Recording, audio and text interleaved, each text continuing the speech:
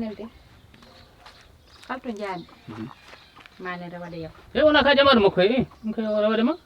salamu aleykum bandiraɓe fulɓe salamu aleykum wiyoɓe mbimi mbimami ko Hawwa Sow woni ɗo debbo mo séri moon nowli ko yero e buubel kono noon addi kam ɗo tan ko gueɗel gotel namdade moɗon onon so wiyama min manel ne resa kam est ce que onon poti yadude hen daare kam tan guila dow ha less daron no mbami ni manel mo ganduɗa hoorema o lottako o laaɓani ko wutte goto o jogui o changeta to jiiɗa fof mono jogui bamɗi te kadi mbima lella diwata ɓim sora kadi ɓuuri kam hen muusi o jogui ko sehil goto woni yeɗo te ko kamɓe nandi jikku bamakko wiya tan komo resami babam wiya komo resami ille tan ko min goto woni debbo e ngo wuuro kono noon alhamdulillahi rabbil alamin nde joguimi nenam jiɗɗo kam korsindo kam to joguiɗa gaño foof ma jogoɗon guiɗo aɗa jogui yummo ha timmi billahi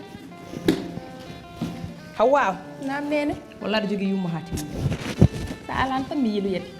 assalamu aleykum oɗon ɓiɓɓe fulɓe yoɓi wimi e wimami morol ha pembol kala to ɓi pullo jooɗi en calmini ɗum inde mum en mani ɗum e mbaadi yettode muɗum sikki ala noon ko bonon debbo mo kewɗon nande dande mum walla mo kewɗon yiide kala e saaha ko julde ba ɗo e séri nawligo yere e buuɓel komi ɗanninoɗo noon kono joom jeeyi so arti e jeeyi mum mo jeeyawa heewi ko woɗɗade an goto joguimi e aduna mi yiyani mi nanani so wona an darɗoma dowma ha lesma ha ndintama ko boni nenam koko moƴƴi tan ka ndinmami kono an noon kala koɓe mbawno wadde caggalam